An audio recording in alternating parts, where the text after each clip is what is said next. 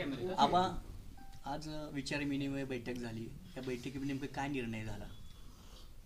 आज सांगोला तालुक्यातल्या आमच्या सगळ्या कार्यकर्त्याची विचारविनिमय कालची जी निवडणूक झाली, विधानसभेच्या निवडणुकीमध्ये आत्मचिंतन करायची एक बैठक झाली आणि कार्यकर्त्यांच्याबरोबर अगदी मनमोकळेपणानं चर्चा झाली.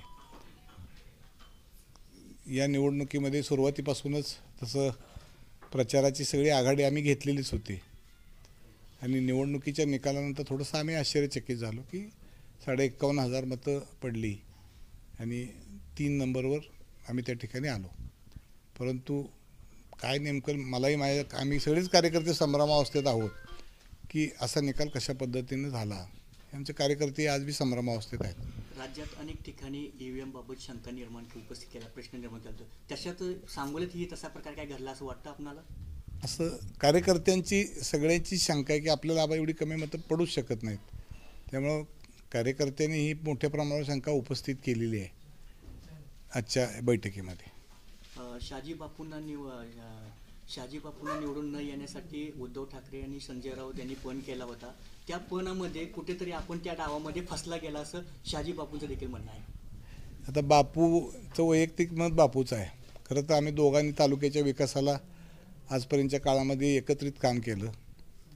मी माझ्या आजच्या मीटिंगमध्ये सांगितलं की या निवडणुकीपूर्वी शहाजी बापू हे मोठे भाऊ आहेत माझे. ते आमदार आहेत, मुख्यमंत्री बापूच्या विचाराचा आहे. तर यामध्ये बापूंनीच मोठ्या भावाची भूमिका बजावून यावेळेला मला संधी द्यायला पाहिजे होती असं माझं आणि कार्यकर्त्याचं मत आहे. परंतु ते दुर्दैवानं झालं नाही. त्यामुळं आम्हा दोघांनाही पराभवाला सामोरं जावं लागलं. विधानसभेच्या निवडणुकीच्या प्रचारामध्ये शहाजी बापूंनी पाण्याच्या बाबतीत मी तसं नाही केलं तर मी राजकीय संन्यास घेईल असं विधान केलं गेलं. बापूंनी काय बोलावं हा बापूचा विषय आहे. त्या बाबतीत मी काय सांगणार आहे. सध्या आपण याआधी विधानसभेच्या निवडणुकीपूर्वी आपण अजित पवार गटात होता. विधानसभेच्या निवडणुकीत उबाटा गटात गेले. परत भविष्यात तुम्ही अजित पवार गटामध्ये दिसतील? आता असं आहे, कार्यकर्त्यांचं बऱ्याचशा गोष्टी चर्चा झाली. यामध्ये प्रमुख कार्यकर्त्यांच्या बरोबर परत एकदा बसायचं ठरवलेलं आहे. मग कार्यकर्त्याचं जे काय मत येईल त्या पद्धतीनं पुढच्या भविष्य काळातली वाटचाल सुरू राहील. येणाऱ्या स्थानिक स्वराज्य संस्थेच्या निवडणुकीबाबत आपण शिवसेना कुठेतरी पाहायला भेटेल शिवसेना माध्यमातून? येणाऱ्या स्थानिक स्वराज्य संस्थेच्या निवडणुकीच्या बाबतीमध्ये कार्यकर्त्यांचंही मत असं होतं की बाबा कुठंतरी आपण या तालुक्याचा सुरळीत लागलेला गाडा थोडासा असमन्वयतेमुळे बिघडलेला आहे. तर भविष्य काळामध्ये तशा पद्धतीनं तो जुळवून घेऊन आपल्याला पुढं कसं जाता येईल असा कार्यकर्त्याचा सूर होता. त्या पद्धतीनं भविष्यात विचार करू आम्ही. विद्यमान आमदारांनी देशमुख यांनी माझ्या पाठीमागे एक अदृश्य शक्ती होती, ती अदृश्य शक्तीमुळेच मी निवडून आला असेल ते दावा केला गेला.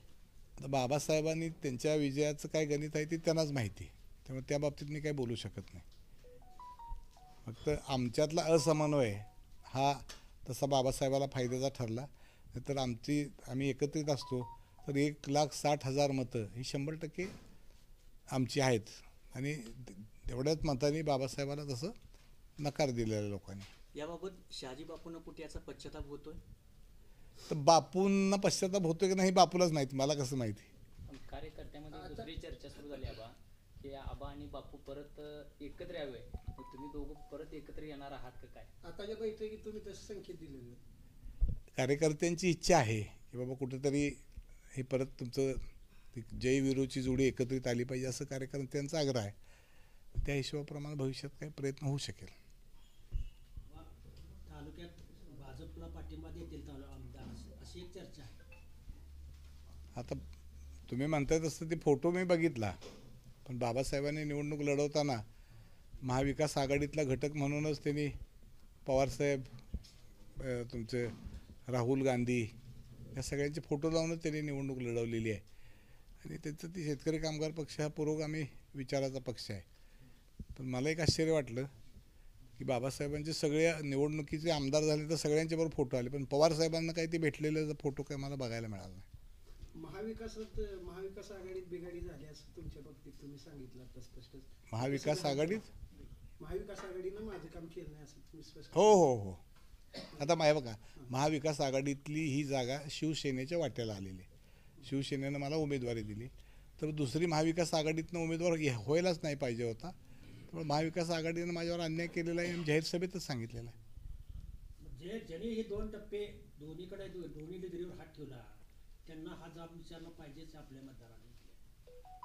आणि आता मला वाटतं तुमच्या वतीने आपण जाब कोणाला विचारायला पाहिजे?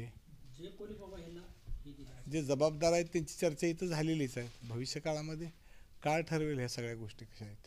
आता काय वेगळा विचार आहे का राजकीय आता कसं म्हणजे पुढची वाटचाल? कार्यकर्त्यांच्या आग्रहानुसार भविष्य काळातली वाटचाल केली जाईल एवढंच मी या निमित्तानं सांगतो आणि तुम्हाला भविष्य काळातलं चित्र सांगोला तालुक्याचं जरा वेगळं दिसेल.